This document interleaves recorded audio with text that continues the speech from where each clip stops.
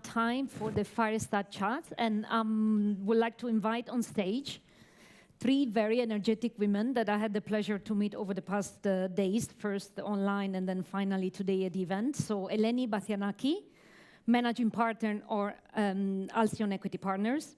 Then Lisa Marie Fassel, Managing Partner of Fund F. And then Idoia Bengoa, Corporate Managing Director and member of the Board of Directors at Talde. Give them a round of applause. Thank you, ladies, and welcome. So we have picked a representative from each asset class, from the private equity, the venture capital, and the private credit. And we are particularly interested in understanding your journey in these respective asset classes. So if you can give us just a very short introduction about your how you enter into this environment and how your journey has gone so far. Thank you very much. It's been a great pleasure and an honor to be here today. I actually feel like a case study or continuation of the previous panel. Well, I started my career 23 years ago in a totally male-dominated sector. I was working for investment banking at Citigroup and then Morgan Stanley in London.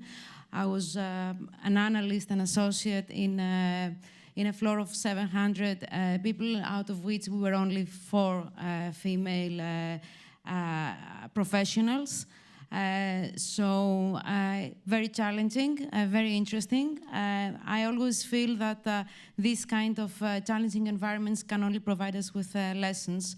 So I have spent 13 years in investment banking, and approximately 10 years ago, returning to Greece, I decided to move on the buy side, which was a natural step for me after the investment banking years. And I was a partner in one of the private equity funds in Greece that were originated by and helped by EIF from the program of Equifund.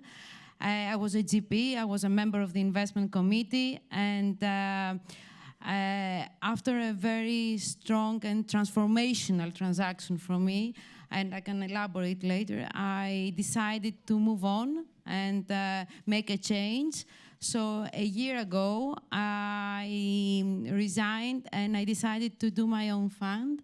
So I'm actually a few weeks away from the first closing of Halcyon Equity Partners, the first female-led fund in Greece. The first closing will be approximately 120 million euros, with a final closing closer to 160 million. It's actually, I feel not really nice saying I was the one, it's a female-led. I think it's the first institutional investment platform which I actually feel that will bring change in this ecosystem. And I'm very happy because EIF has decided a few weeks ago to showcase Halcyon for its investment scope and gender angle. So I'm very happy to be here for this as well. And I think as a continuation from the earlier morning discussions, I think we were one of the fastest ever first-time teams as well in terms of closing the EIF, and I'm more than happy to share this experience as well.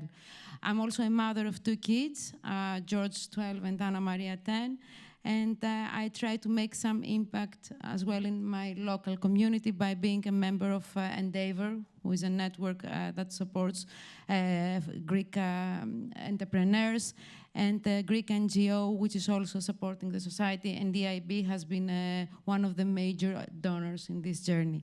Very nice being here today, and thank you so much for the opportunity. Fantastic, thank you. Lisa, tell us a little bit more about yourself.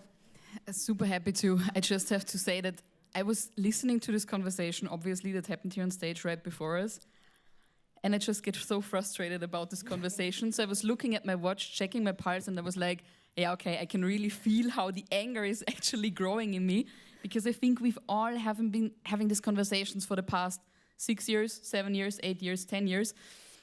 And it's just interesting to see how little and how slow things are changing in our industry. Because let's face it, VC and general finance is such a boys' club. and it's so tough for women, and I get that women are leaving the industry because sometimes it's a big shit show, to be very honest. So I needed to say this to actually calm down and being able to talk about our story. So what I loved about the panel was what Kinga was saying. So she was basically saying that investing in young companies and technology is essentially about investing in our future. And the question is, how do we imagine our future? What do we want this to look like? And what kind of people do we want to build this technology that is affecting our future so tremendously? So when we started working on the topic of female entrepreneurship, and the company that we started was called Female Founders, my co-founder Nina, who used to work at Speed Invest, and I were just very surprised that the entire tech ecosystem is so male-dominated. Because one would think that, you know, technology and startups, it's new, it's innovative, it's different, it's about changing things, and hence you would see more women. And when we entered the ecosystem roughly 10 years ago, we were like, okay, that's not the case at all, because it's mostly young white guys coming from elite universities doing tech products for young white guys coming from these universities. And we were like, that's weird. We need to change this, and we need to bring more women to this ecosystem, because technology is fun, and tech is fun, and startups are fun. So we started off as an NGO in 2016, running this NGO, Female Founders, next to our job. So as mentioned, Nina used to work at Speed Invest, first employee in the first fund. I used to run the biggest network for angel investors. And we started hosting mentoring programs, events. Lots of people were telling us, this is not gonna last. You're not gonna continue doing this, because you know what? Running organizations and companies is work. And we were like, no shit, running these things is work. I'm surprised. So we continued doing this as a side hustle. And at one point we decided we want to do this full time, and we want to see how big female founders can actually become and what kind of impact we can actually have on the entire tech ecosystem in Europe. So we started working on female founders full time on March 1st, 2020, went into lockdown 2 weeks later, moved back to our parents, and basically built Europe's biggest platform for female entrepreneurship from our childhood homes. We are now reaching 80K women. We then soon started to actually do more on social media, host the biggest event for female entrepreneurship in Europe, run acceleration programs, leadership programs, and we always knew that at one point there needed to be a fund, because I think if one thing is true when it comes to women, then that women are over-mentored but underfunded. So we knew we need to set up a fund, and we did this last year, had our first close in October at 12 million, now hopefully making the final close somewhat in the next weeks at 20 million, and I have invested in 5 companies to date. So that's our story in a nutshell. And generally, I think we're just very passionate about changing things and going for tough conversations and really disrupting entire industries. Thank you so much. I'm giving the floor to Idoia now to share her journey. Okay, thank you very much for giving us me the opportunity to be here. For me, it's a pleasure, and I will try to tell something interesting to the audience. I am Idoia Bengoa, and I started my degree, my career in the year 1990.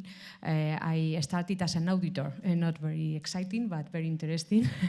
And I started in Arthur Andersen, and I stayed there for 5 years. It was very interesting because it gave me the opportunity of seeing and working in many companies, many industries, manufacturing, and some financial companies. And afterwards, I am from Bilbao, the north of Spain, and afterwards I joined the BBVA bank, the BBB, before the merger. I joined in the industrial group. It was very common to have portfolio companies to support companies in the banking sector in the area that I live, and I stayed there for 14 years. It was very interesting because, again, from the capitals, we had a stake, the bank had stakes in companies of different sectors, and I had the opportunity to work for renewable energies, food and drink sector, services, different companies, and we make investments. These investments, we had stakes in funds, so it was really an interesting period. And afterwards, and finally, the last stage of my career has been developed in Talde. Talde, it's a Spanish GP, is a pioneer in the private equity sector. It was founded in the year 1976, so it's a long time ago, and it was founded by financial institutions of the area and some entrepreneurs of the area, no? And they wanted to support the SMEs companies.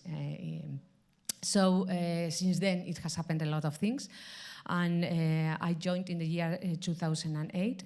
At the private equity, Silvia has introduced me as private debt, but we have both areas.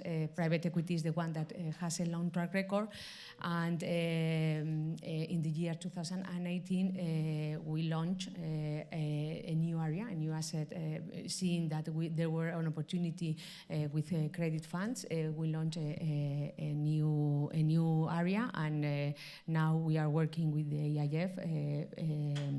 We have been working in the EGF warranty program, but now we are working with your colleagues that have been here this morning.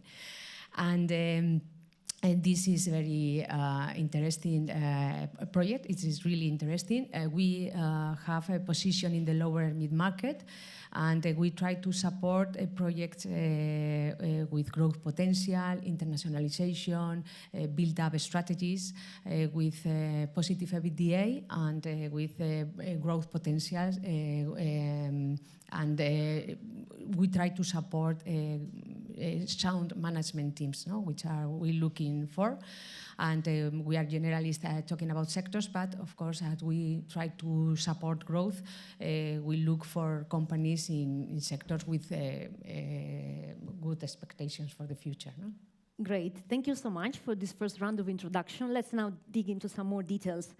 So, Eleni, coming back to you. When Eleni and I first met online, I was intrigued by one of her life's mottos, which is never take no as an answer.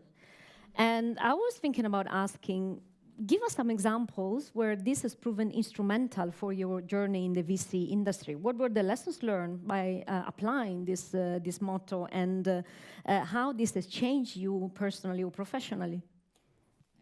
Great. I will actually apply it on a more generic basis, and I will start by maybe a quite funny story. The advice that I was given when I started my career is to only have a family when at times of recession. So this was my first no to a female, actually, MD at Citigroup back then in New York. When I said no, I cannot actually follow the life cycles of the economy in order to make a family. So I actually had my family and my 2 kids not during recession, which was rare because I am Greek and we have experienced a prolonged period of recession.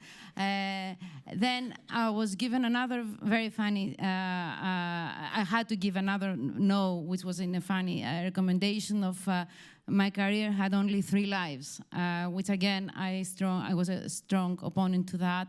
I think that we are allowed to make mistakes. We are allowed to learn by our mistakes, even if this applies to our choices, even this applies to even decisions that we have to make. But I think the no that I said and I really had an impact on my private equity career was, and I'm referring to this transformational transaction that I'm going to describe to you. I was a GP, and as I told you, a member of the investment committee in one of the largest private equity funds in Greece. I had a safe job. I was there. I was sitting in the table with the big boys. And I said no to this safe net. The reason being is that I felt after this transaction that a light was inside me, and I knew that I could do things better and change things. Referring to this transaction, it was an investment that we did in a company. When I initially suggested this to the investment committee, I was given a big no. For various reasons. Some of them were real ones, but I insisted because I knew that there was a point in investing in this company. 20 months later, it was the first and only exit that has been done in Greece on the private equity market the last 6 years, with more than 3 times, close to 3 times the money in return to the investors. That gave me 3 main things that were actually referred to the previous panel. I had a track record. I was not just a woman pursuing her dreams. I was an investor with a track record. Number 2, I had access to my LPs. EIF knew me. They had seen me, obviously, during the due diligence, but I was there. I had performed a transaction. I insisted on having this transaction done. They had seen the roadmap and the value creation that I had worked with the company. The element of being a woman had made a change because we women care. We do prepare the dinner. We do things differently. So this was obvious. And number 3, I had the confidence in myself that I can start something and I can do it differently. So I think saying no effectively means that you need to know exactly what you need to pursue, and you need to listen to your inner voice. And I think we need to stop being trapped by simple perceptions. Can I add to this, like, super Of course, briefly? yes. Because I think saying no is especially something that women need to learn. Because I think I can only talk for myself and the people around me. We always tend to say yes and make everyone happy and do all the things for everyone. And then I think it was last year, right before our first closing, and one of my colleagues who now took over Female Founders was like, Lisa, you know what? When you're constantly saying yes to everyone else and you're not saying no to them, you're at one point saying no to yourself. And I was like, what a shitty comment to make. So first I was like, what the heck is she saying? And I was like, yeah, she's totally right. And I feel especially when you're raising your fund and you have so many things to do, building up the firm, raising the funds, building the portfolio, doing all the admin work, talking with LPs, like all the things, I think it's so easy to lose yourself and to actually get out of balance and really come into situations that can be really tough. So I think that's one of the most important things to learn. It's very interesting what you are saying, because after doing some research, I know that 10 years ago, roughly, you have been featuring in a street style magazine in Austria, right? On the cover page, and the title was, I noted here, tough on the outside, but soft on the inside. And I'm wondering if this is what it takes actually for a woman to enter, for instance, in the tech industry as you did, and how this is related to the ability to say no. Excellent question. Thanks for digging this up. That's a fun fact / embarrassing story. And on a very serious note, I'm thinking about this myself, like, how tough do you actually need to be to survive in this industry? And I'm voluntarily using the term survive because sometimes it feels like survivor. In conversations with the LPs, in the fundraising process, also when you're talking to other fund managers, etc. And I think that's very tough, like staying true to yourself, meaning that, yes, sometimes you can be as tough as needed and as possible, and sometimes you can also be soft, is probably one of the biggest challenges that women are facing in this industry. Because what we probably get to hear quite often as women is that we are so emotional, that we're, trusting our gut feeling and stuff like this, where I feel like, yeah, but that's essentially what it is about, being a human being and making decisions in early stages. Because with our fund, we're investing in pre-seed companies with at least one female co-founder. And at this stage, obviously, you're doing your due diligence, but you're investing in people and in the market and in the potential that you see there. So I think these traits and this softness, which is often regarded as softness, is something that is actually quite essential.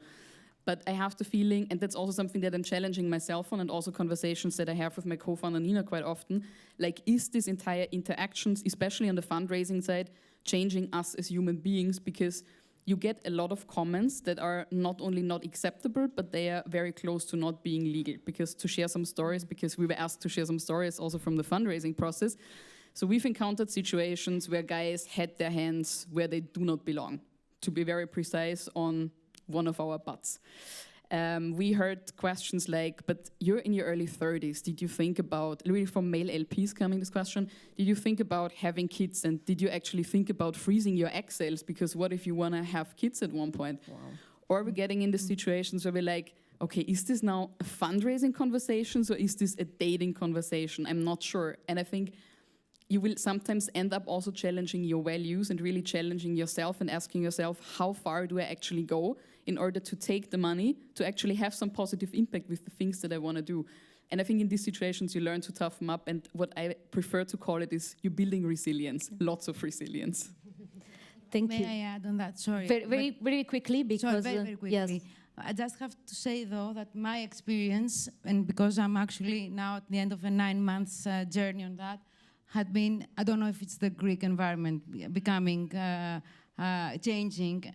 I didn't have this experience. Maybe it's because it's the private market side, and I think maybe it is more mature, or because I think it's the whole appetite of changing. Because I need to disclose that, I didn't have this experience while I was fundraising. Maybe because of the track record or the nature of my LPs. I had the honor of having 2 anchor investors, EIF and HDBI, who were extremely, they saw this as an opportunity. But it is very interesting. On the fundraising side, I have to say that it was not like that. Thank you. And Idoia, perhaps, I don't know if you had some difficult experience, or you are rather close to Eleni in your assessment. And perhaps I might remind you also that you had a very tough decision to take in your life, which is when you decided to switch from being a pianist to enter into business. And how did you approach that moment, and what triggered you actually to take the decision? Okay. Answering the first question, I think that during the fundraising I have been treated as a man. There is no difference. When you find or when you are talking with an LP, they are looking for the typical issues that they review, and I think that there is not any difference between it's not the gender is not the point from my point of view. The thing is that perhaps they don't pay attention, or it's not very common to pay attention to have a female in the GP, or to have stakes in the shares, or in the shareholding capital, or whatever. Those kind of issues. But personally, I cannot say that. So I am more with Eleni. No? I think that I have been well treated. So it's good to see that there are also, diverse experiences in the sector. So good to hear. And answering my decision, my tough decision that you say, okay, I finished at the same time the degree in university in business and piano. And piano is a very tough career. You have to study many years, and it's very, very tough. No? And I finished because I wanted to finish the degree, but before ending in May that year, I had the opportunity to join Arthur Andersen, and I thought, okay, this is the signal. It's better for you to go by the business side, and you can play piano just when you have time. The fact is that now I don't play piano. I am very bad at that, and I still play a little bit at Christmas or something like that. So no. Okay, so it has remained a passion of yours. Okay, I see. Yeah. I'm asking this question because I am deeply convinced that we also give the best out of ourselves in any, also professional situations, when we bring in also our passions and our part of the other life. So I was just intrigued to understand the combination. Let me stay with you, Idoia, for a second. And I want to ask you, in your interaction actually now with the entrepreneurs, given the fact that they can relate themselves to a woman, do you perceive more opening on their side? Do you perceive that they feel more comfortable in approaching you, compared, for instance, to teams which are entirely male-dominated, or you think this is an old-fashioned perception? I think that I don't feel like it happens the same that when we are in the fundraising process. No, I don't feel like I have any the other take into consideration any situation because I am a female. No, but our business is very tough. It's very you have to reach a lot of objectives. You have to pay attention to many issues, to take care of many things. So okay, the other you want to do your best, and the other is looking for the same. So I think that there is a respect for women in the sector.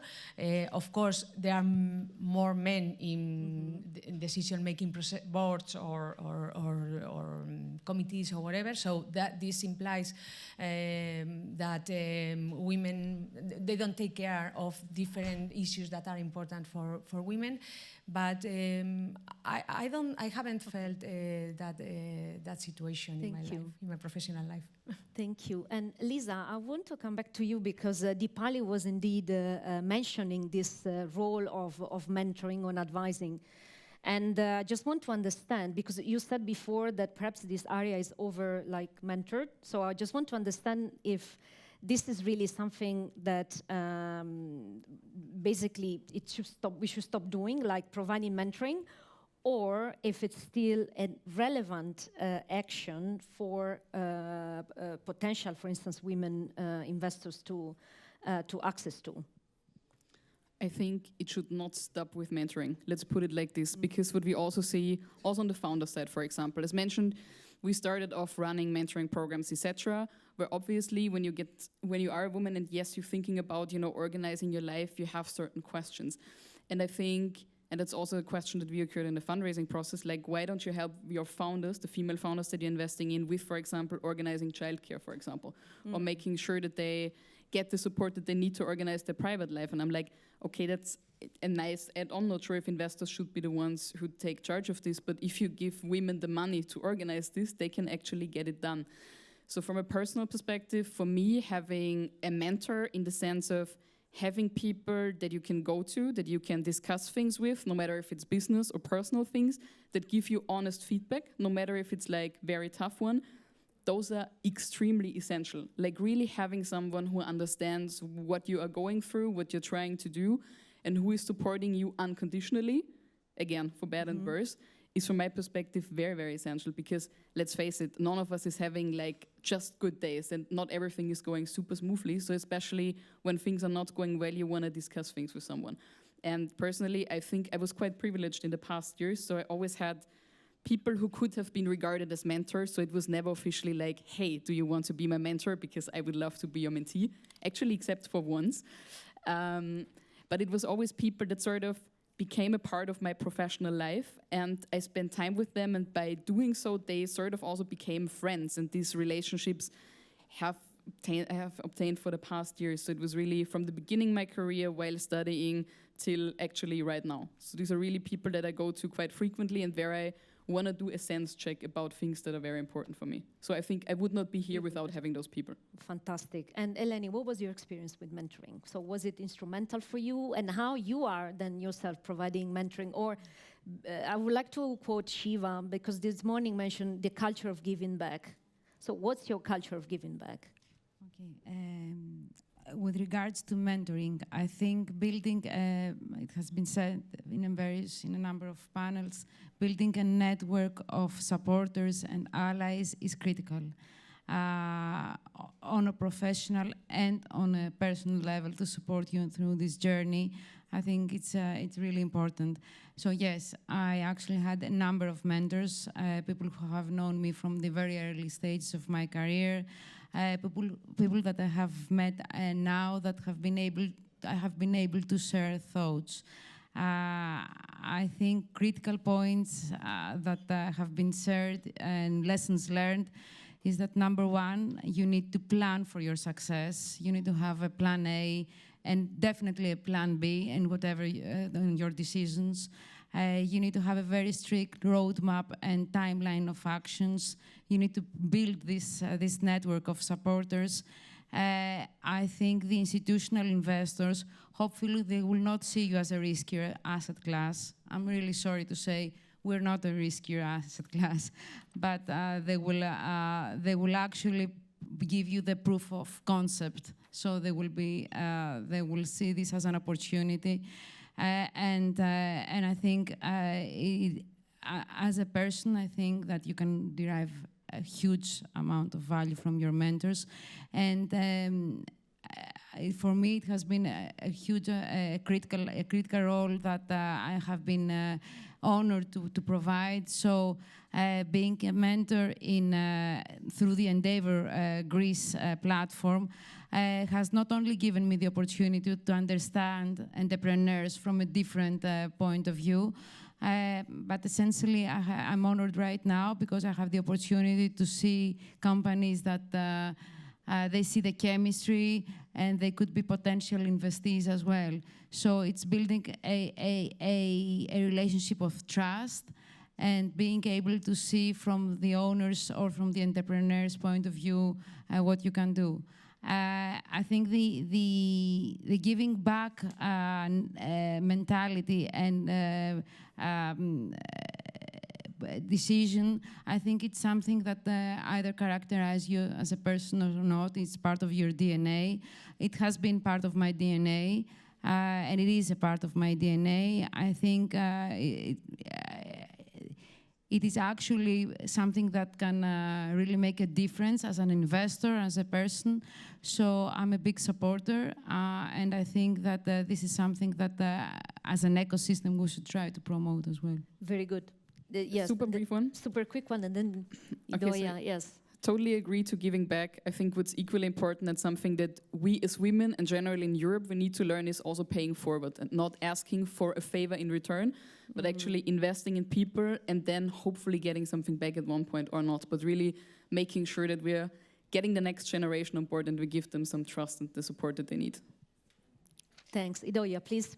Yes, yes. I would like to share with you my experience about mentoring because it came to me through one LP, a woman who was the organizer of Inspiring Girls in the area that I live, and she asked me to go to give a chat to teenagers to talk about asset management and the industry, the financial industries. And I thought that it was a good experience because it gave me the opportunity to tell young girls that financial industry is for women too, that there are roles of women well positioned and they can develop their careers. And what they try to promote is women or young girls go to university to careers that are not so common for women because they are afraid of that. They pay a lot of attention to engineering, all the technical studies, engineering, data centers, all these kind of things, and business. Financial sector is quite masculine, so they try to promote it, and other professions, and it is. I think that it's a worldwide organization, or at least the presence is in many cities, and I think that it is very interesting or very satisfactory for a person to have the feedback of young teenagers, and you are telling them something that for you is natural, but for them can help to make the decision for the future. Thank you so much. I know because they are giving me sign that we are running out of time, but I'm just going to be very quickly. I was reading a research the other day, and where they say indeed that women typically they have like a more collaborative approach, they are more inclusive, and they've provided data for that.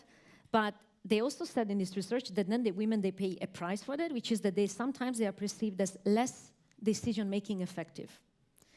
Now, I don't know if it's true or not, but I would like to have your view on this and to understand if, assuming I believe that you have indeed a collaborative approach, whether this has been ever perceived as less impactful on the decision-making side, or if this is just another stereotype.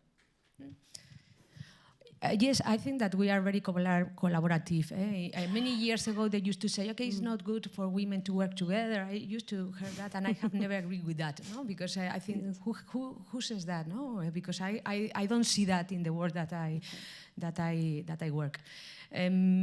I think that we are very collaborative. I think that we try to share our knowledge and our experience, our skills, and perhaps sometimes it is understood as it is that you do it without waiting any return. And perhaps is what I would say. No, you need a reward for in the end, right? Yeah, in to the make end. a decision. And Lisa, any experience in that respect?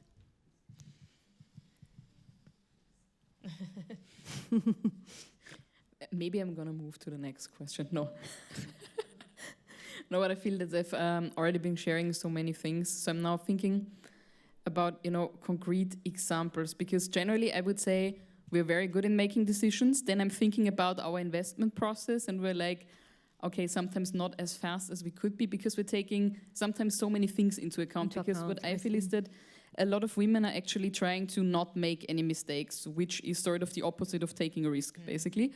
And taking a risk is the nature of being in venture capital. So I think that's something that can be trained to some extent. But now also looking at sort of the other side of the equation, and especially looking at the decisions that we're making every day. Let's think about what is being bought for a house, for example. Most of the decisions are actually being taken by women, which is again sort of playing into our thesis that we think that women should be co-creating this kind of product. So I think it depends, but I think it's really about training this and becoming confident in making decisions. And I think some decisions are easier to make for women because we're used to it, and for some we need to just get the experience and actually get it done and see that nothing bad can happen when we take certain decisions.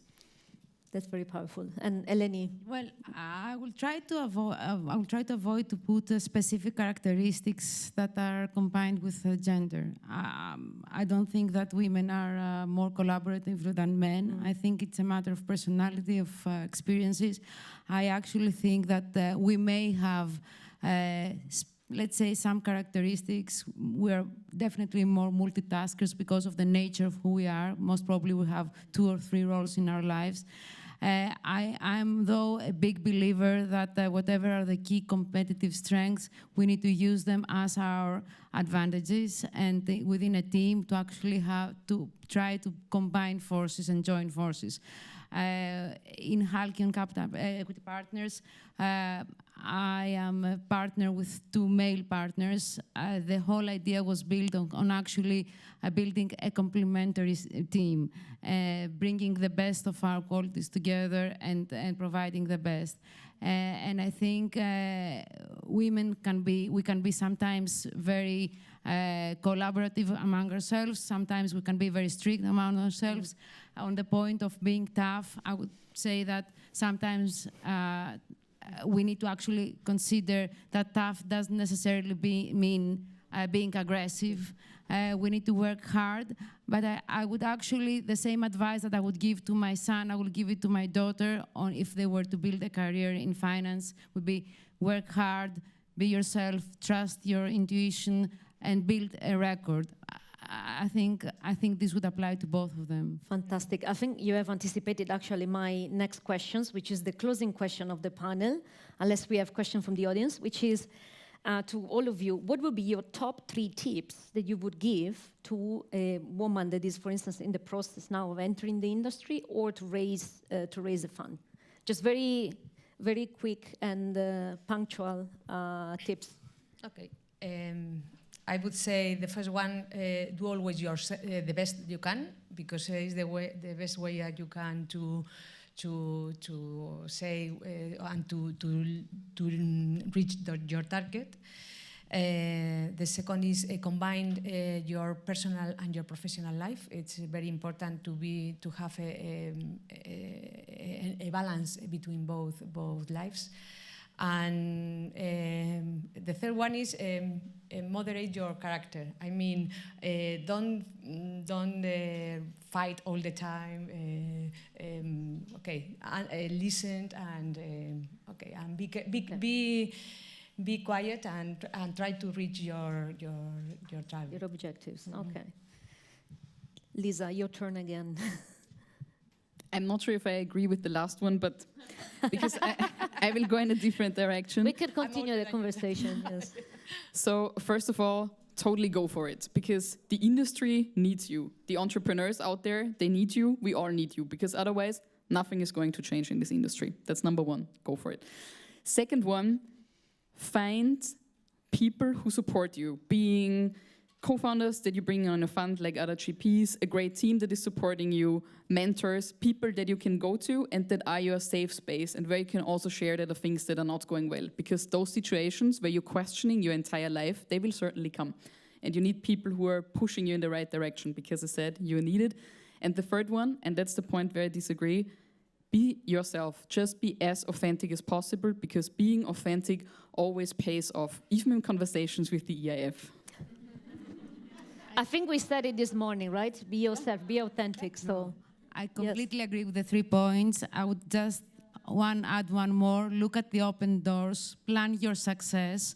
And to the point of being yourself, when on the beginning of March we came to Luxembourg for the big EIF meeting, the team, this is a very funny story, they said, okay, could you please introduce yourselves? So we started talking for 45 minutes non-stop, and the EIF due diligence team said, okay, can we please just, the passion is obvious here, but can we please introduce ourselves as well? So we were so passionate, we're just going to say our story. Build your story and make it happen. I think it's a unique opportunity. Obviously, I would like, if I want to say something, that okay, the female representation is still very, very, very low, but we need to see this as an opportunity, and we have the choice to make it happen. I think that's the thing. thank you so much. Thank you.